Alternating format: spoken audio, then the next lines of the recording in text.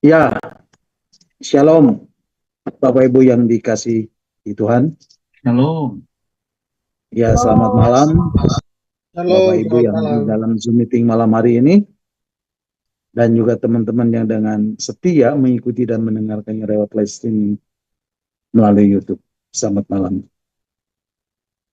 Jumpa lagi bersama saya Stefanus Diwijaya dalam renungan arti kehadiran Tuhan. Kiranya damai sejahtera dan sukacita dari Allah Bapa, Tuhan Yesus dan Roh Kudus selalu beserta dengan Bapak Ibu dari sekarang sampai selama-lamanya. Bapak Ibu, kita hadir malam hari ini di dalam Zoom meeting ini, itu adalah karena anugerah Tuhan. Itu adalah karena kasih karunia Tuhan. Dan banyak orang tidak memiliki kesempatan seperti ini. Mereka memilih untuk berada di tempat lain. Tetapi bersyukurlah kalau Bapak Ibu boleh memilih untuk kita selalu berada di dalam perantara. Bapak Ibu, kita sudah menaikkan pujian penyembahan kepada Tuhan, satu pujian yang luar biasa yang boleh kita naikkan, dan saya percaya dia hadir di tengah-tengah kita. Hadirat Tuhan, kehadirannya hadir memenuhi tempat di mana saya berada, dan saya percaya hadirat Tuhan, hadirnya Tuhan juga memenuhi di tempat di mana Bapak Ibu sudah berada saat ini. Karena kehadirannya tidak bisa dibatasi oleh apapun juga. Roh Allah, Roh Kudus bekerja secara supranatural dimanapun Bapak Ibu berada. Nah Bapak Ibu, malam hari ini kita akan kembali merenungkan bagian-bagian firman Tuhan tentang arti kehadiran Tuhan bagian yang ke 166. Dan Bapak Ibu bisa mendengarkan kembali renungan yang sudah saya sampaikan melalui link YouTube yang sudah Pak Hen share melalui WhatsApp Discipleship Group wilayah Barat dan Timur. Nah Bapak Ibu, malam hari ini kita akan kembali merenungkan bagian-bagian firman Tuhan, arti kehadiran Tuhan bagian yang ke-166. Dan malam hari ini saya beri tema Roh Kudus yang berdiam bagian yang ke-7. Bapak Ibu siap terima firman Tuhan malam hari ini? Berapa yang rindu untuk mendengarkan kebenaran firman Tuhan malam hari ini? Boleh lambaikan tangan buat Tuhan. Haleluya. Nah Bapak Ibu, malam hari ini kita akan melanjutkan belajar tentang roh yang memberi hidup, roh yang dimeterai di dalam diri kita, Roh Kudus. Lebih dalam lagi, karena ini penting Bapak Ibu, untuk Bapak Ibu ketahui. Ini penting untuk Bapak Ibu mengerti, dan ini penting untuk Bapak Ibu pahami. Bapak Ibu, setelah manusia jatuh ke dalam dosa karena melanggar perintah Allah, pada saat manusia diperintahkan untuk tidak memakan buah pohon pengetahuan yang baik dan yang jahat, dan manusia memakannya karena tipu daya si iblis melalui seekor ular dengan memutarbalikkan firman Allah. Setelah itu ada satu konstelasi yang berubah. Hubungan Adam yang tadinya intim dengan Allah sekarang tidak lagi memiliki hubungan yang intim dengan Allah.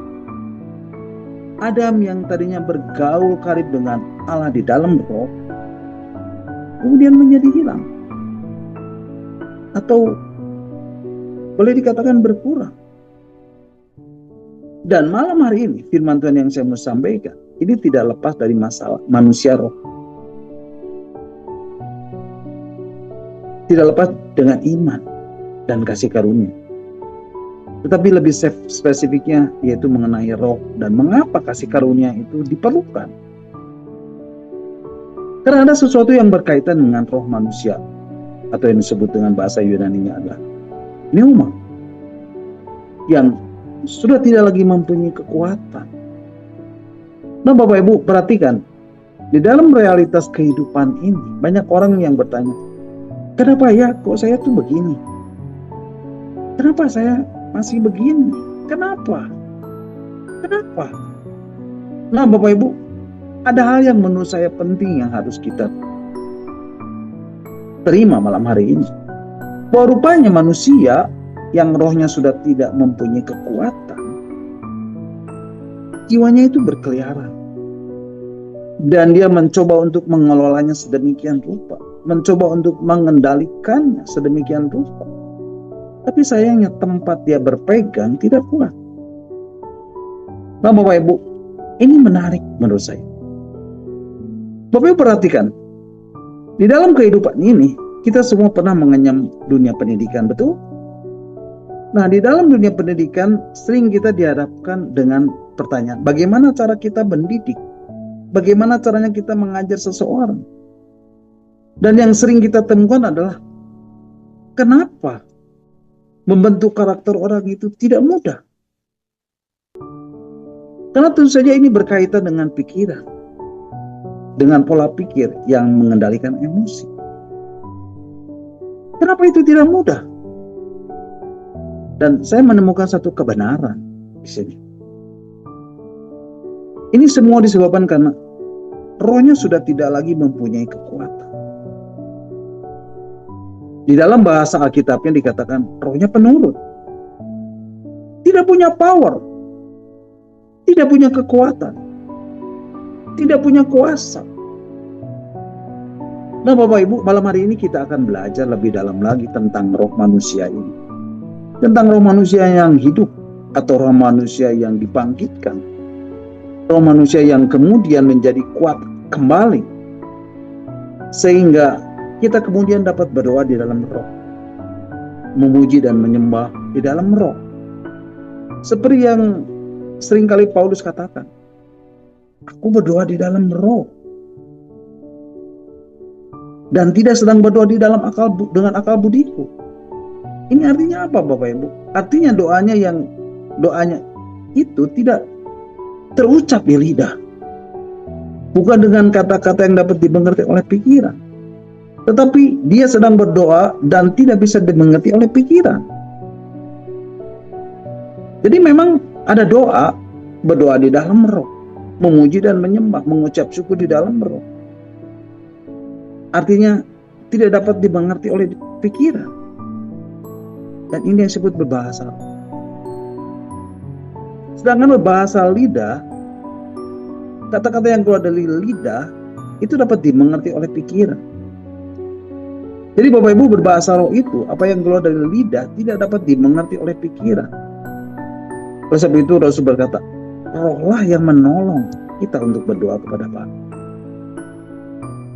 Mari Bapak Ibu kita akan membacanya dalam surat Roma pasal 8 ayat 26. Surat Roma pasal 8 ayat 26 mengatakan, demikian juga roh membantu kita di dalam kelemahan kita. Sebab kita tidak tahu bagaimana sebenarnya harus berdoa. Tetapi roh sendiri berdoa untuk kita kepada Allah dengan keluhan-keluhan yang tidak terucapkan. Jadi jelas di sini Bapak Ibu, Roh Kudus bersama-sama dengan roh kita berdoa kepada Allah dengan keluhan-keluhan yang tidak terucapkan. Amin Bapak Ibu. Kemudian Rasul Paulus pun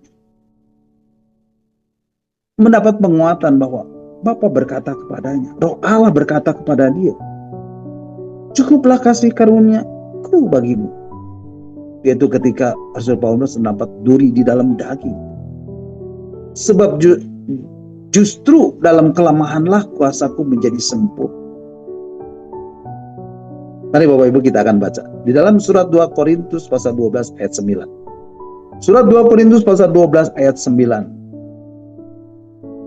Firman Tuhan mengatakan, tetapi jawab Tuhan, cukuplah kasih karunia-Ku bagimu, sebab justru dalam kelemahanlah kuasaku menjadi sempurna. Sebab itu terlebih suka aku bermegah atas kelemahanku, supaya kuasa Kristus turun menaungi. Nah Bapak Ibu, kalau Bapak Ibu mau menikmati kehadiran roh Allah di dalam diri Bapak Ibu, Bapak Ibu hanya perlu berkata, cukuplah kasih karuniamu bagiku. Maka atmosfernya akan menjadi berbeda Bapak Ibu. Bapak Ibu akan mengalami kuasa Tuhan menjadi sempurna di dalam hidup Bapak Ibu. Amin. Ya, oke Bapak Ibu, kita akan masuk ke dalam materi pembahasan malam hari ini. Nah Bapak Ibu, materi malam hari ini sebenarnya tidak bisa dipahami secara sederhana tanpa melibatkan roh Bapak Ibu sebenarnya. Jadi kita harus mulai mengenal roh Bapak Ibu itu ada di mana. Roh Bapak Ibu itu sedang terlibat di mana? Sejauh mana keterlibatannya? Sedang mengendalikankah atau sedang dikendalikan? Atau dikendalikan sejauh apa? Atau jangan-jangan semuanya ini dikendalikan atau didrive atau dilokomotif oleh pikiran Bapak Ibu sendiri? Nah Bapak Ibu, mari kita perhatikan dua ayat di dalam surat Roma pasal 7 ayat 22 dan 23. Rasul Paulus berkata, di dalam batinku aku suka hukum Allah, tetapi di dalam anggota-anggota tubuhku aku melihat hukum lain. Dan itu hukum dosa Bapak Ibu. Dikatakan yang berjuang melawan hukum akal budiku. Mari Bapak Ibu kita akan baca. Surat Roma pasal 7 ayat 22 dan 23. Surat Roma pasal 7 ayat 22 dan 23 mengatakan, sebab di dalam batinku aku suka hukum Allah, tetapi di dalam anggota tubuhku aku melihat hukum lain, yaitu hukum dosa, yang berjuang melawan hukum akal budiku dan membuat aku menjadi tawanan hukum dosa yang ada di dalam anggota-anggota tubuhku. Bapak Ibu, Rasul berkata, di dalam batinku aku suka hukum Allah, tetapi di dalam anggota tubuh aku melihat hukum lain. Dan ini hukum dosa. Dikatakan yang berjuang melawan hukum akal budiku. Jadi yang menarik adalah hukum dosa ini Bapak Ibu, yaitu perbuatan-perbuatan daging kita di dalam anggota tubuh yang tidak berhadapan secara langsung dengan roh manusia. Karena di tengah-tengahnya itu ada akal budi atau pikiran. Dan kalau kita perlebar lagi sedikit, itu ada jiwa, ada perasaan, dan ada kehendak. Nah malam hari ini saya mau Bapak Ibu memahami mengenai roh ini atau roh manusia. Bapak Ibu, minggu yang lalu saya sudah pernah menyampaikan di dalam renungan saya bagaimana peran Roh Kudus di dalam hidup kita. Ya, Roh Kudus menuntun roh kita sehingga roh kita dapat dipandu atau dikendalikan, atau dalam bahasa Inggrisnya to lead and lay. Dan kata yang pertama digunakan adalah ago, dipimpin roh Allah. Kata ago ini artinya dipandu atau dikendalikan, to lead and lay. Mari Bapak Ibu kita akan baca di dalam Roma pasal 8 ayat 14. Roma pasal 8 ayat 14. Ya, firman Tuhan mengatakan semua orang yang dipimpin roh Allah adalah anak Allah. Ini sudah saya sampaikan minggu lalu. Jadi Bapak Ibu, kata semua orang yang dipimpin roh Allah atau kata ago, dipimpin itu kata ago. Ini yang artinya dipandu atau dikendalikan. To lead and lay. Supaya apa Bapak Ibu? Supaya kita bisa diajar. Makanya surat Roma pasal 8 ini, kalau Bapak Ibu perhatikan mengatakan semua orang yang dipimpin roh Allah adalah anak Allah. Dan status anak Allah di sini adalah huios. Bapak Ibu, saya sudah menyampaikan tingkatan-tingkatan mengenai anak di dalam bahasa Ibrani. Artinya anak yang sedang mengalami didikan. Jadi orang yang dipimpin roh Allah itu sedang dididik oleh roh Allah. Bapak Ibu paham sampai di sini? Nah, Bapak Ibu, manusia yang adalah nismat kain atau nefes Allah, nefes Elohim. Ini sangat menarik untuk dipelajari Bapak Ibu. Dan tadi saya sudah memulainya dengan kata-kata atau pertanyaan, kenapa ketika kita mendidik orang dalam membentuk karakter itu tidak mudah? Karena tentu saja ini berkaitan dengan pikiran, dengan pola pikir yang mengendalikan emosi. Kenapa itu tidak mudah? Dan saya menemukan satu kebenaran di sini. Ini semua disebabkan karena rohnya sudah tidak lagi mempunyai kekuatan. Dan dalam bahasa Alkitabnya tadi dikatakan rohnya penurut, tidak punya power, tidak punya kuasa, tidak lagi punya kekuatan, sehingga jiwanya tidak dapat dikendalikan oleh rohnya.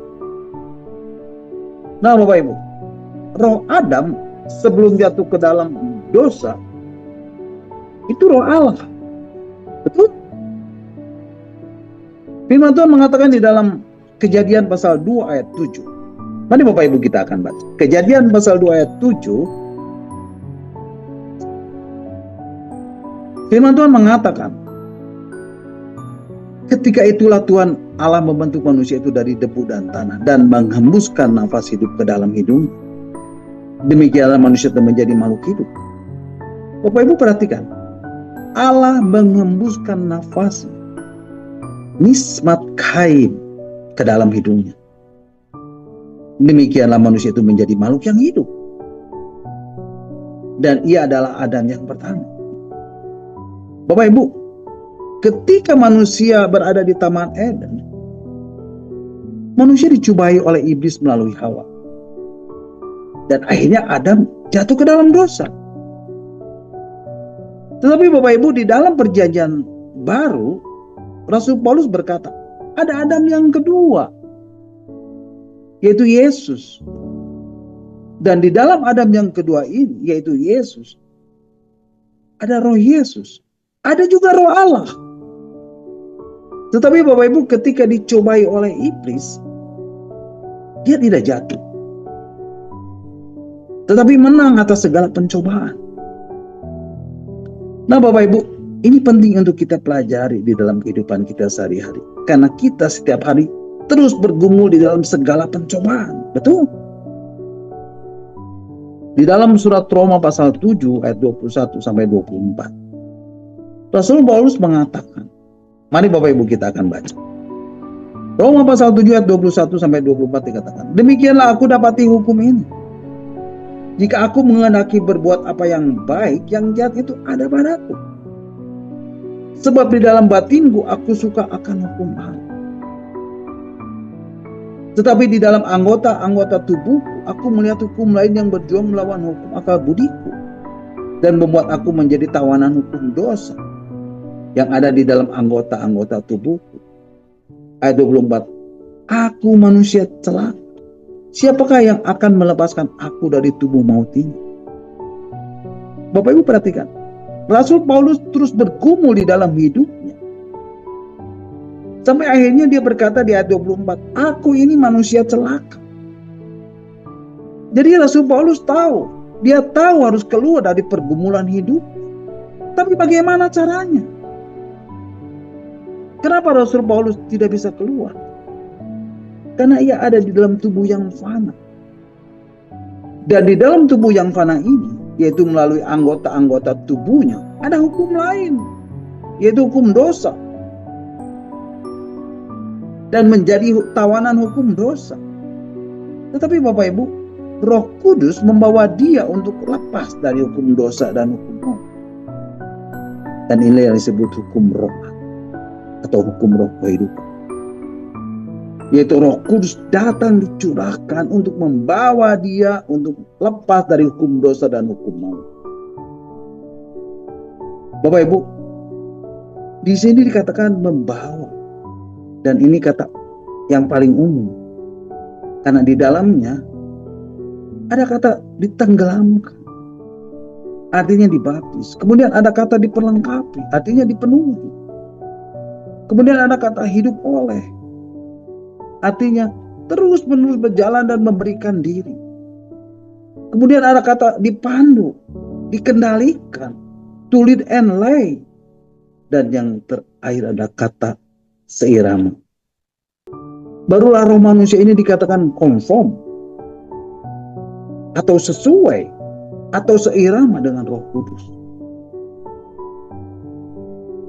Dan inilah yang disebut perjalanan kemuliaan itu. Kenapa disebut perjalanan kemuliaan, Bapak Ibu? Karena di dalam perjalanan itu, Bapak Ibu, ada banyak pilihan. Ada banyak pilihan-pilihan. Apa pilihannya, Bapak Ibu? Atau berubah apa pilihannya, Bapak Ibu? Pilihannya adalah jalan penderitaan bagi daging. Dan daging ini akan berteriak. Karena daging ini merasa tertekan. Dan daging ini tidak terpenuhi keinginannya. Dan dia akan menderita. Karena yang dikatakan menderita adalah apa, Bapak Ibu? Daging. Nah, Bapak Ibu, surat Roma 8 ayat 17 mengatakan, mari Bapak Ibu kita akan membaca. Roma 8 ayat 17. Firman Tuhan mengatakan, dan jika kita adalah anak, maka kita juga adalah ahli waris. Maksudnya orang-orang yang berhak menerima janji-janji Allah, yang akan menerimanya bersama-sama dengan Kristus, yaitu jika kita menderita bersama-sama dengan Dia, supaya kita juga dipermuliakan bersama-sama dengan Dia. Firman Tuhan mengatakan apa, Bapak Ibu? Dan jika kita adalah anak, maka kita juga adalah ahli waris. Maksudnya orang-orang yang berhak menerima janji-janji Allah, yang akan menerimanya bersama-sama dengan Kristus, yaitu jika kita apa, Bapak Ibu? Menderita bersama-sama dengan Dia, supaya kita juga dipermuliakan bersama-sama dengan Dia. Bapak Ibu, mereka yang menderita bersama-sama dengan Dia itu artinya apa, Bapak Ibu? Mereka yang tidak mengikuti keinginan daging. Yang terus dikatakan apa? Supaya kita juga dipermuliakan bersama-sama dengan Dia. Jadi arti sebenarnya adalah mereka yang tidak mengikuti keinginan daging lagi, tetapi mereka yang hidup oleh Roh. Mereka lah yang akan dipermuliakan. Mereka lah yang akan dimuliakan. Nah, dimuliakan di sini artinya apa, Bapak Ibu? Artinya tidak berada lagi di bawah penghukuman. Sehingga surat Roma pasal 8 ayat 1 langsung menyimpulkan, dikatakan, there is therefore now no condemnation. Roma 8 ayat 1 langsung menyebutkan tidak ada penghukuman bagi mereka yang ada di dalam Kristus. Ini Bapak Ibu kita akan baca. Roma 8 ayat 1. Roma 8 ayat 1, demikianlah sekarang tidak ada penghukuman bagi mereka yang ada di dalam Kristus. Atau di dalam terjemahan bahasa Inggrisnya, dalam terjemahan New King James Version dikatakan, tolong admin bisa dinyatakan. Oke, Romans chapter 8 verse 1 New King James Version. There is therefore now no condemnation to those who are in Christ Jesus, who do not walk according to the flesh, but according to the Spirit. Ada kata-kata who do not walk according to the flesh, but according to the Spirit, yang artinya yang tidak hidup menurut daging tetapi menurut Roh. Who do not walk according to the flesh, but according to the Spirit.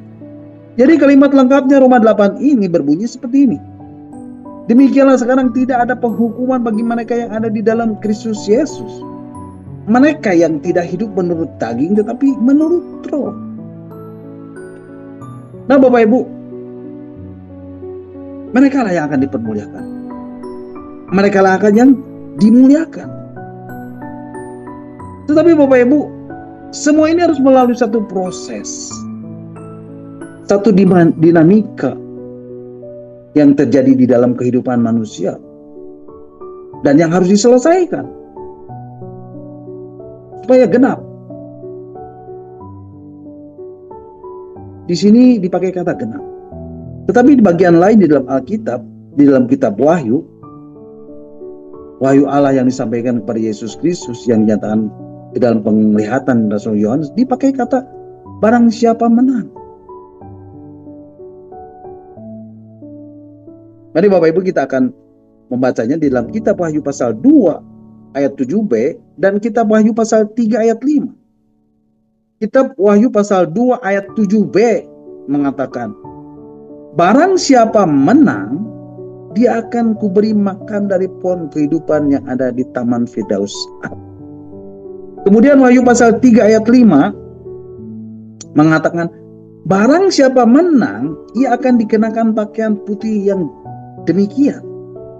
Aku tidak akan menghapus namanya di dalam kitab kehidupan, melainkan aku akan mengaku namanya di hadapan Bapa dan di hadapan para malaikat. Bapak Ibu perhatikan, dikatakan barang siapa menang. Apa artinya Bapak Ibu? Artinya ada satu pertandingan. Barang siapa menang, dia akan kuberi makan dari pohon kehidupan yang ada di Taman Firdaus. Barang siapa menang, ia akan dikenakan pakaian putih yang demikian. Dan aku tidak akan hapus namanya di dalam kitab kehidupan, melainkan aku akan mengaku namanya di hadapan Bapa dan di hadapan para malaikat. Firman Tuhan mengatakan apa Bapak Ibu? Aku akan mengaku namanya di hadapan Bapakku. Jadi pada akhirnya kita akan kembali kepada Bapa. Betul Bapak Ibu? Dan manusia itu wajib mengembalikan nismat Kain kepada sang pemilik, yaitu Allah Bapa. Bapak Ibu paham sampai di sini? Jadi Bapak Ibu, ada dinamika yang namanya pertandingan yang bisa diwakili dengan kata pertandingan iman yang benar. Nah, Pak Hen seringkali berkata, kalau ada pertandingan iman yang benar, tentu ada pertandingan iman yang tidak benar. Betul? Ya. Seperti apa pertandingan iman yang tidak benar itu, Pak? Pertandingan iman yang tidak benar itu pertandingan iman yang bukan iman Abraham. Atau tidak seperti iman Abraham. Apa imannya? Iman Abraham itu Bapak Ibu, bukan melihat tanah Kanaan yang nyata, yang ada di depan mata. Tetapi yang dia lihat adalah tanah Kanaan surgawi. Amin. Itulah yang itulah orang yang dikatakan sebagai pemenang. Bahkan dikatakan lebih daripada pemenang. Amin. Jadi Bapak Ibu, memang di sini bukan mengenai hal fisik, hal-hal yang ada di atas muka bumi ini, di mana hati ini melekat dengan hal dunia. Dan ini bukan hal yang mudah Bapak Ibu. Bapak Ibu paham? Bapak Ibu, saya terbatas di dalam menyampaikan ini semua. Tapi Bapak Ibu, minta Roh Kudus untuk menyingkapkan semua ini. Dan saya percaya, hanya Roh Kudus yang sanggup menyingkapkan semua ini. Untuk Bapak Ibu yang mau hidupnya dipimpin oleh Roh. Amin. Bapak Ibu, saya terbatas. Mulut saya, pikiran saya terbatas. Tapi saya yakin Allah tidak terbatas. Roh Allah, Roh Kudus itu tidak terbatas. Dan dia akan menyingkapkan, dia akan menuntun Bapak Ibu kepada segala kebenaran. Karena kalau Bapak Ibu mengerti ini, artinya Bapak Ibu sedang memulai satu perjalanan. Untuk apa Bapak Ibu? Untuk menjadi orang-orang yang menang. Amin. Haleluya. Nah Bapak Ibu, mari kita belajar lebih dalam lagi. Atau kita belajar terlebih dahulu ya, hal-hal apa yang terkait dengan semua ini. Bapak Ibu, saya mau bertanya terlebih dahulu kepada Bapak Ibu. Sebenarnya dari manakah roh manusia ini berasal? Mengapa saya menanyakan dari mana roh manusia ini berasal? Nanti saya akan kasih tahu. Supaya nanti kita bisa tahu bahwa roh yang hidup, roh yang dihidupkan itu seperti apa? Mari Bapak Ibu kita akan baca kembali kitab Kejadian pasal 2 ayat 7. Ayat yang sudah tadi kita baca. Tadi kita berbicara tentang Adam yang pertama. Sekarang kita akan berbicara tentang roh manusia berasal. Mari Bapak Ibu kita akan baca kitab Kejadian pasal 2 ayat 7.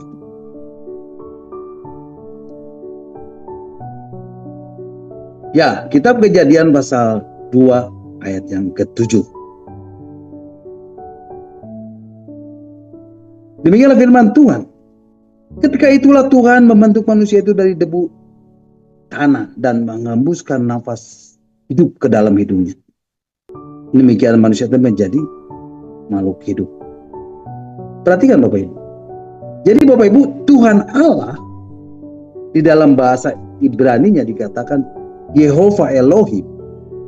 Tuhan Allah menghembuskan nafas hidup ke dalam hidupnya. Tuhan Allah menghembuskan nismat kaim. Nismat artinya nafas dan kaim itu artinya kehidupan.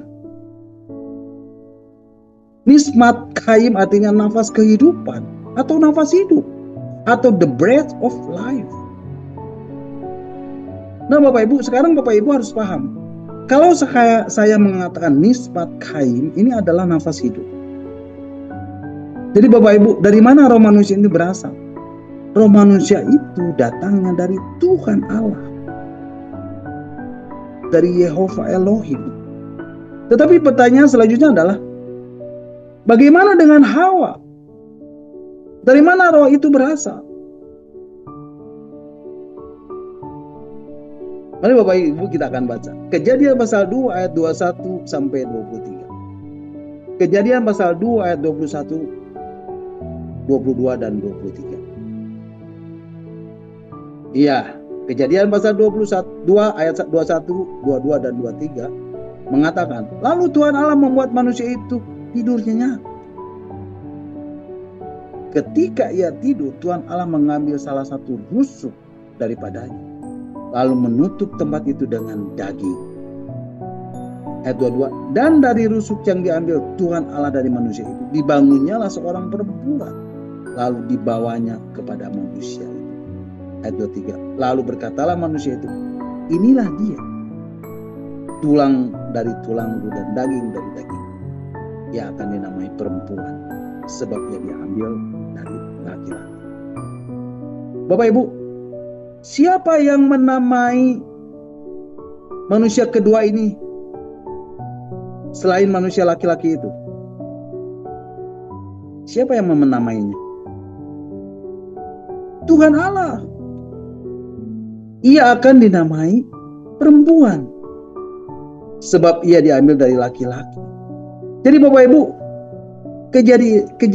kejadian ini juga penting. Dikatakan ia dinamai perempuan. Nah Bapak Ibu, sekarang siapa yang menamai perempuan itu? Hawa.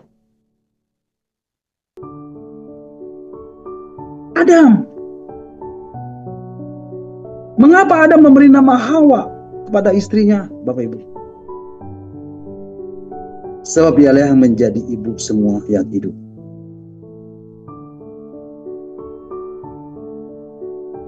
Bapak Ibu, sekali lagi saya mau katakan kepada Bapak Ibu, kejadian ini atau peristiwa penciptaan manusia selain laki-laki itu, ini juga penting.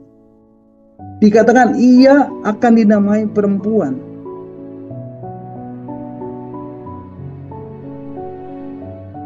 Jadi Hawa ini hidup, tetapi tidak menerima langsung dari Allah nafas hidup itu. Hawa tidak menerima langsung nafas hidup dari Allah. Dan penghembusan nafas Allah itu hanya berlangsung satu kali, yaitu kepada manusia pertama, yaitu melalui Adam. Baru kemudian setelah Adam dikatakan muncul Hawa dan manusia-manusia lainnya, yaitu keturunan-keturunan mereka, laki-laki dan perempuan. Dan mereka diciptakan satu untuk yang lainnya. Dan Allah menciptakan manusia, laki-laki dan perempuan itu untuk satu persekutuan pribadi, sehingga kedua itu menjadi penolong satu dengan yang lain. Karena di satu pihak mereka itu sama sebagai pribadi, dikatakan tulang dari tulangku, daging dari dagingku. Sedangkan di lain pihak mereka saling melengkapi di dalam kepriaan dan kewanitaan. Amin Bapak Ibu. Nah Bapak Ibu, bagaimana dengan perkawinan perdana? Allah mempersatukan mereka sedemikian rupa sehingga mereka menjadi satu daging untuk dapat meneruskan kehidupan manusia. Firman Tuhan mengatakan apa Bapak Ibu? Beranak cuculah dan bertambah banyaklah dan penuhilah bumi. Jadi Bapak Ibu, sejak hari ke-7 memang Allah berhenti menciptakan. Namun apakah Allah berhenti sampai di situ? Tidak Bapak Ibu. Manusia diberi mandat untuk apa Bapak Ibu? Untuk meneruskan karya penciptaan itu dengan cara khusus. Dengan cara yang khusus, yaitu dengan cara beranak cucu, beranak pinak, dengan roh yang tentunya diciptakan oleh Allah. Mari Bapak Ibu kita akan membacanya di dalam kitab Ayub pasal 33 ayat 4. Kitab Ayub pasal 33 ayat 4. Firman Tuhan mengatakan, Roh Allah telah membuat aku, dan nafas yang Maha Kuasa membuat aku hidup. Bapak Ibu, firman Tuhan mengatakan apa Bapak Ibu? Roh Allah telah membuat aku, dan nafas yang Maha Kuasa membuat aku hidup. Bapak Ibu, bukankah Ayub ini yang menjadi keturunan Adam dan Hawa? Bukankah Ayub ini adalah keturunan Adam dan Hawa? Nah, di sini dikatakan, dan nafas yang Maha Kuasa membuat aku hidup. Ini adalah nismat yang Maha Kuasa. Dikatakan apa Bapak Ibu? Membuat aku hidup. Jadi the breath of the Almighty, Ruach El, Roh Allah telah membuat aku, dan nafas yang Maha Kuasa membuat aku hidup. Jadi di sini kita kembali mendapati nismat atau nafas yang Maha Kuasa. Dikatakan membuat aku hidup. Kemudian Bapak Ibu, di dalam Pengkhotbah pasal 12 ayat yang ke-7, firman Tuhan mengatakan, mari Bapak Ibu kita akan baca. Pengkhotbah pasal 12 ayat yang ke-7. Firman Tuhan mengatakan, dan debu kembali menjadi tanah seperti semula, dan roh kembali kepada Allah yang mengaruniakannya. Terjemahan bahasa Inggrisnya, terjemahan New King James Version mengatakan, ya admin tolong ditayangkan. Pengkhotbah pasal 12 ayat yang ke-7 New King James Version, Ecclesiastes chapter 12 verse 7. Then the dust will return to the earth as it was, and the spirit will return to God who gave it. Dan debu kembali menjadi tanah seperti semula, dan roh kembali kepada Allah yang mengaruniakannya. Artinya apa Bapak Ibu? Artinya roh itu memang dikaruniakan oleh Allah, dan nanti akan kembali kepada Allah yang mengaruniakannya.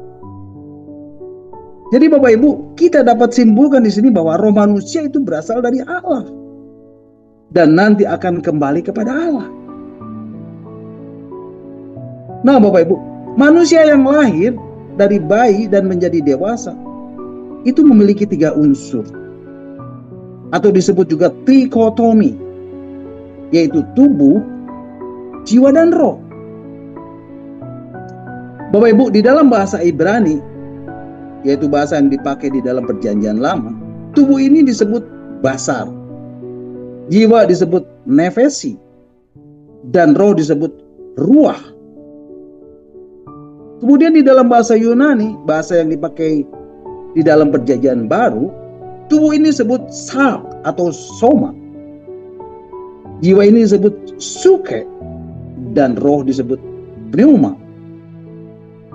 Nah, di dalam tubuh ini ada hukum, di dalam jiwa juga ada hukum, di dalam roh juga ada hukum yang bekerja. Dan sebelum manusia jatuh ke dalam dosa, ini semua seirama dan memiliki interaksi di dalam rohnya Adam. Adam bisa berhubungan intim dengan Allah dan bergaul erat, bergaul karib dengan Allah. Nah Bapak Ibu, ada kata yang penting yang Bapak Ibu harus ingat mengenai 3 unsur tadi. Yang penting yang akan kita bahas di sini adalah tubuh. Karena tubuh ini akan diganti dengan tubuh kemuliaan. Tetapi roh atau ruah atau pneuma yang dihembuskan Allah kepada manusia itu, karena Adam telah melanggar perintah Allah, maka apa yang terjadi Bapak Ibu? Yang pertama, tubuhnya pasti mengikuti jiwanya. Jiwanya mengikuti apa Bapak Ibu? Rohnya. Bapak Ibu, ketika Allah berkata kepada alam, semua pohon di dalam taman ini boleh kau makan buahnya dengan bebas, tetapi pohon pengetahuan tentang yang baik dan yang jahat itu jangan kau makan buahnya, sebab pada hari engkau memakannya pasti engkau mati. Bapak Ibu, apakah ada memakan buah yang dilarang Allah untuk dimakan itu?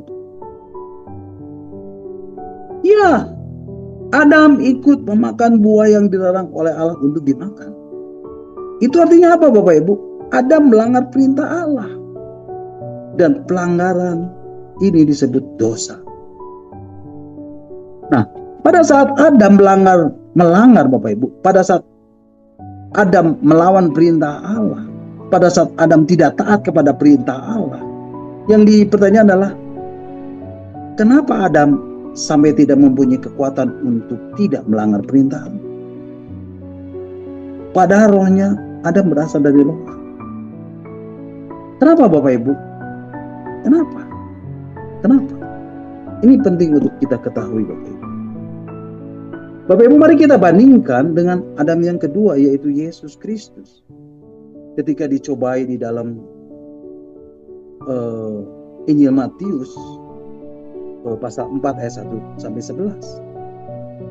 Bapak Ibu, di dalam ayat-ayat sebelumnya dikatakan, mari Bapak Ibu kita baca Injil Matius pasal yang ketiga ayat 16 dan 17. Ya. Di dalam Injil Matius pasal 3 ayat 16 dan 17. Mari Bapak Ibu kita akan baca.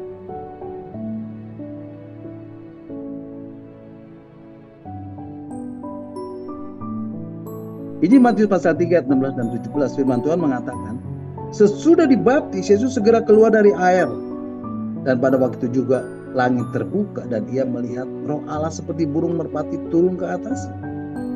Lalu terdengarlah suara dari surga yang mengatakan, inilah anakku yang kukasihi, kepadanya lah aku berkenan. Nah Bapak Ibu, dikatakan setelah Yesus dibaptis oleh Yohanes Pembaptis, Yesus segera keluar dari air. Dan pada waktu itu juga langit terbuka dan ia melihat roh Allah seperti burung merpati turun ke atasnya. Bapak Ibu, burung merpati ini menunjukkan apa Bapak Ibu? Burung merpati ini menunjukkan bahwa di dalam diri Yesus ada roh Allah. Yesus yang digambarkan sebagai Adam yang kedua, artinya Adam yang belum jatuh ke dalam dosa.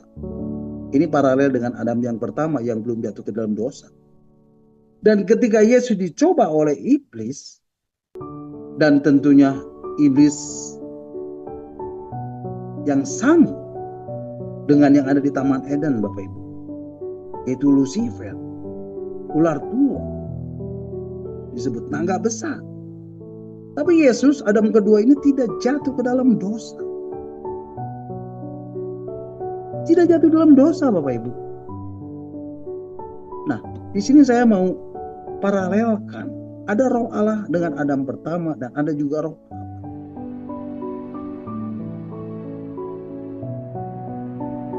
pada Yesus. Tapi manusia Yesus, Adam yang kedua, dapat menang atas percobaan si jahat. Sedangkan Adam yang pertama jatuh ke dalam dosa. Nah Bapak Ibu, inilah yang menjadi rancangan dan rencana Tuhan. Bagaimana supaya manusia yang akan dikembalikan kepada rancangan yang semua itu sungguh-sungguh tidak dapat jatuh di dalam pencobaan. Dan gambar inilah yang Allah tampilkan di dalam diri Yesus sebagai Adam yang kedua. Bapak Ibu, Yesus lahir ke dunia ini secara jasmania, betul? Yesus lahir seperti manusia pada umumnya, yang hidup di tengah-tengah dunia yang seperti yang kita alami saat ini. Supaya apa Bapak Ibu? Supaya benar-benar nyata bagi kita bahwa di dalam Yesus, di dalam Dia, apa yang kita rasakan, Dia juga merasakannya. Sehingga kita tidak lagi bisa berkata bahwa kita tidak dapat, atau kita tidak mampu, atau kita tidak punya jalan, atau kita tidak punya cara. Dan Yesus yang adalah Allah sendiri telah menampilkan diri dan menunjukkan bagaimana Dia membawa manusia untuk kembali memiliki hubungan atau relasi di dalam pergaulan yang intim dan akrab dengan Allah. Dan ini yang menjadi fokusnya Bapak Ibu. Nah, pada saat manusia Yesus ini tampil, maka Allah, maka roh Allah, roh kudus yang ada di dalam Yesus inilah yang menuntunnya untuk tidak jatuh di dalam pencobaan. Dan roh kudus ini yang sama, Dia juga yang membangkitkan Kristus dari kematian. Amin. Nah Bapak Ibu, ini yang akan menjadi gambar kita. Bagaimana supaya ketika Yesus nanti menyatakan diri di dalam kemuliaannya,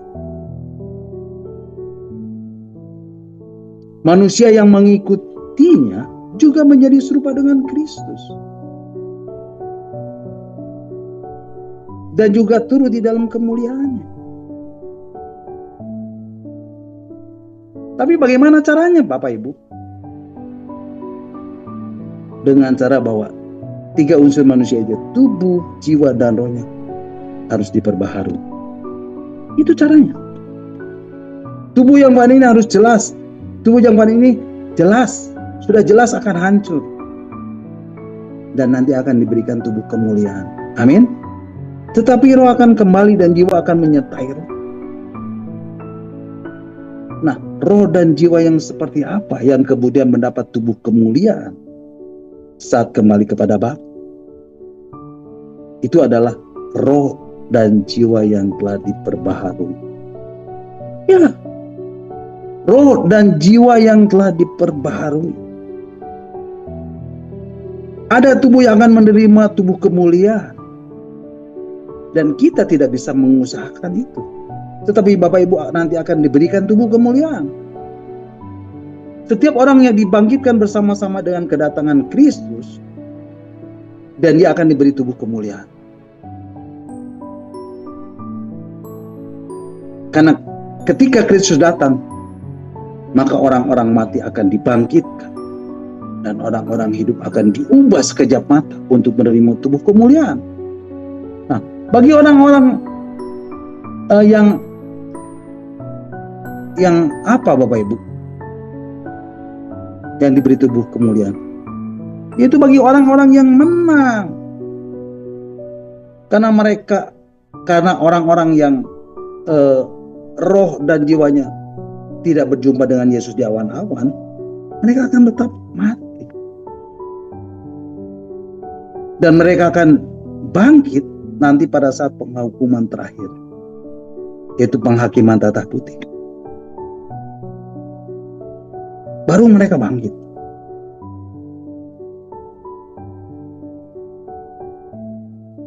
Tapi orang-orang yang menang akan apa Bapak Ibu? Akan dibangkitkan. Nah, yang dibangkitkan ini adalah roh dan jiwanya. Jadi ada 3 unsur, yaitu tubuh akan menerima tubuh kebangkitan. Kemudian jiwa, ini yang sering kita bahas. Jiwa ini berkaitan dengan iman. Jiwa itu adalah pikiran, perasaan, dan kehendak atau suke. Dan ini nyata di dalam perbuatan dan kaitannya dengan iman. Dan ini ditulis di dalam 1 Petrus pasal 1 ayat 9. Mari Bapak Ibu kita akan baca dulu. Surat 1 Petrus 1 ayat 9. Firman Tuhan mengatakan, Surat 1 Petrus 1 ayat 9 mengatakan, karena kamu telah mencapai tujuan iman, yaitu keselamatan jiwamu. Jadi yang selamat ini apa Bapak Ibu? Jiwa. Dan kamu dikatakan apa? Telah mencapai tujuan imanmu.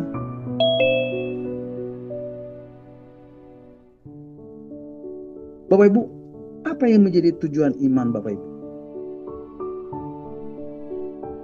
Yaitu keselamatan.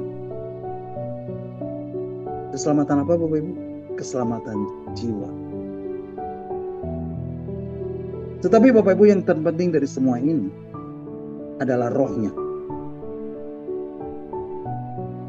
Rohnya itu tidak boleh seperti roh Adam yang jatuh di dalam dosa. Tetapi roh yang harus dibaharui. Roh yang serupa dengan roh Kristus, yang tidak jatuh dalam pencobaan si jahat. Nah, ini harus melalui apa Bapak Ibu? Itu melalui proses setiap hari. Dan itu dikatakan rohnya dihidupkan. Saya ulangi, harus melalui proses setiap hari, dan itu dinamakan rohnya dihidupkan. Nah sekarang, mari kita lihat bagaimana jiwa kita ini dapat menemukan keselamatan. Jiwa kita akan menemukan keselamatan dengan cara iman. Karena dengan iman yang benar, seperti iman Abraham yang tadi sudah disampaikan, yaitu apa?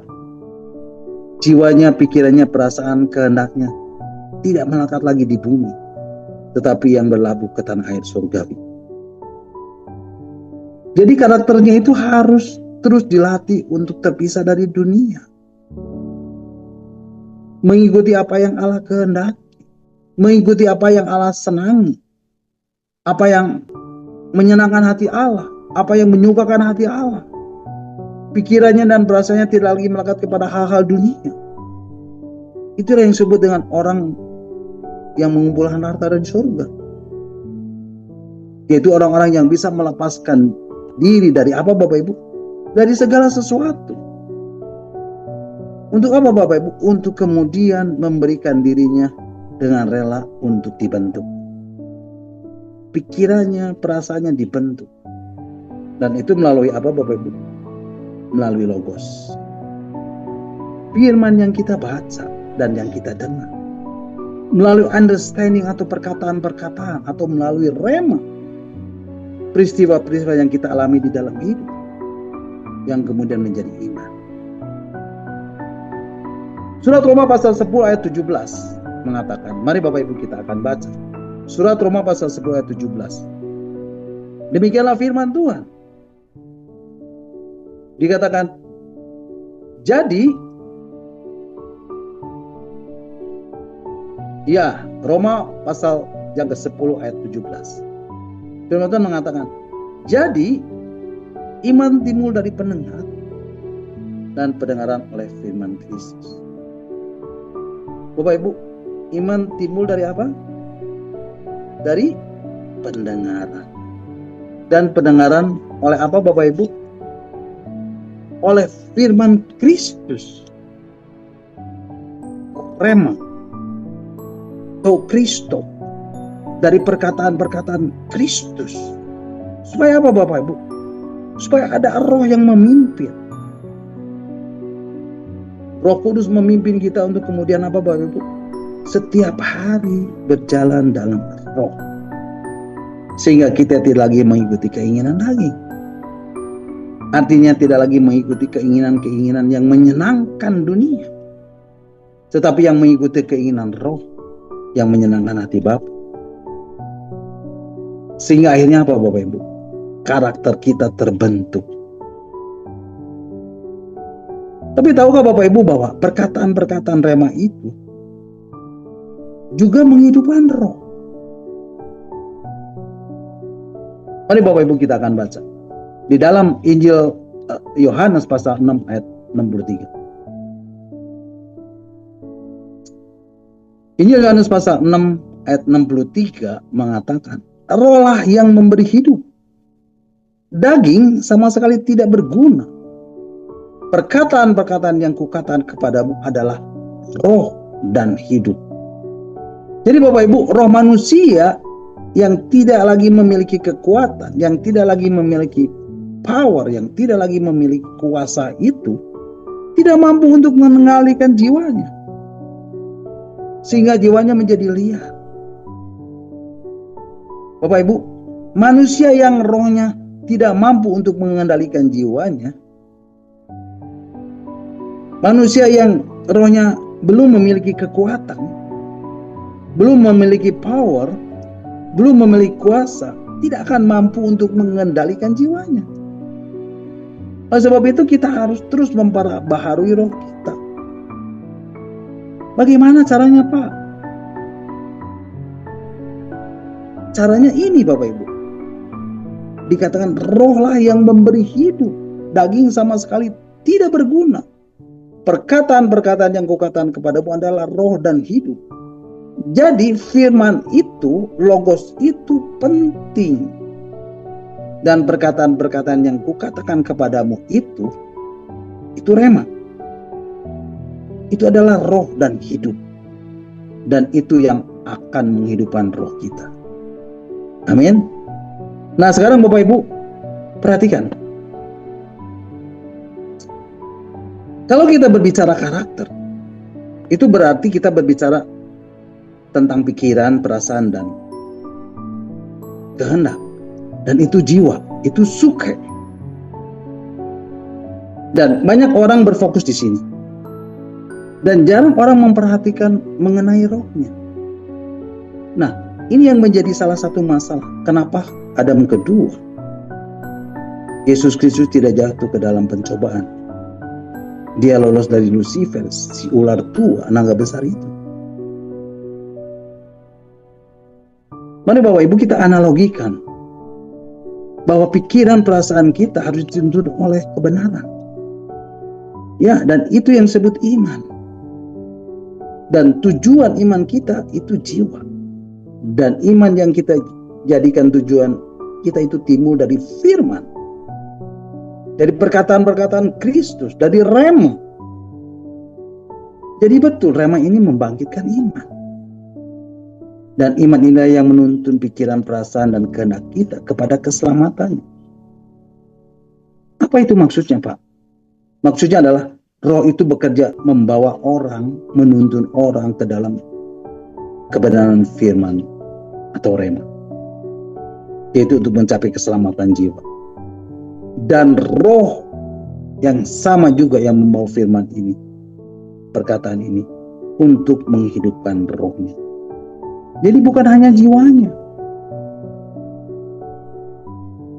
Roma pasal 8 ayat yang kedua. berkata, mari Bapak Ibu kita akan bacanya. Roma pasal 8 ayat yang kedua. Ya, di sini dikatakan, Roh yang memberi hidup telah memerdekakan kamu dalam Kristus dari hukum dosa dan hukum maut. Di dalam terjemahan bahasa Inggrisnya, terjemahan New King James Version, admin mungkin boleh ditampilkan, dikatakan Roman 8 chapter 8 verse 2 New King James Version, for the law of the Spirit of life in Christ Jesus has made me free from the law of sin and death. Karena hukum roh kehidupan dalam Kristus Yesus telah memerdekakan aku dari hukum dosa dan hukum maut. Jadi ada hukum roh kehidupan, ada hukum roh yang memberi hidup. Itulah yang memerdekakan kamu di dalam Kristus dari hukum dosa dan hukum maut. Bapak Ibu, tahukah Bapak Ibu apa yang dimaksud dengan hukum roh kehidupan ini? Hukum roh yang memberi hidup ini. Maksudnya adalah Roh Kudus itu menenggelamkan kita ke dalam penguasaan. Kemudian memperlengkapi kita, kemudian memandu kita, mengendalikan kita sampai roh kita seirama dengan roh Allah. Amin. Itulah yang disebut proses pembaharuan. Proses pembaharuan roh, di mana manusia lama menjadi manusia baru, yaitu dibaharui di dalam roh dan pikiran atau jiwa. Jadi Bapak Ibu, roh ini harus mengalami pembaharuan. Roh ini harus dibaharui. Dan Bapak Ibu, minta roh Tuhan, Roh Kudus, untuk menyingkapkan di dalam hidup Bapak Ibu. Amin. Nah Bapak Ibu, sampai di sini dulu ya renungan kita malam hari ini. Dan saya mau menaikkan satu pujian, Rohmu yang hidup penuh hidup. Satu pujian yang sangat memberkati saya, dan biarlah pujian ini juga yang boleh memberkati Bapak Ibu, saudara semuanya malam hari ini. Mari Bapak Ibu kita angkat pujian ini bersama. Rohmu yang hidup penuh hidup.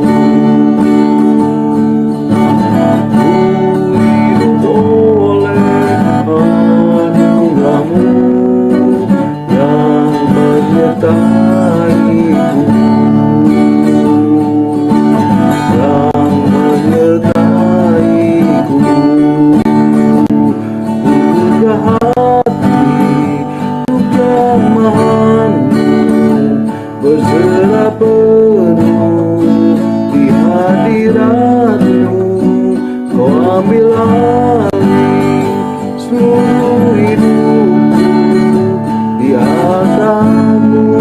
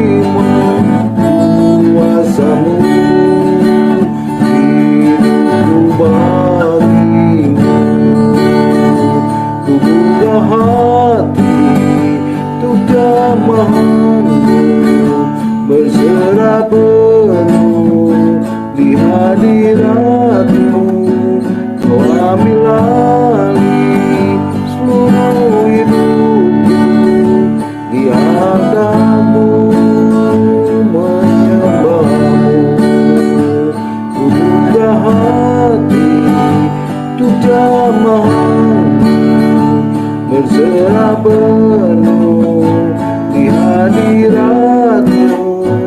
Kau ambil alih seluruh hidupku, di hadapan-Mu menyembah-Mu, di hadapan-Mu menyembah-Mu, di hadapan-Mu menyembah-Mu.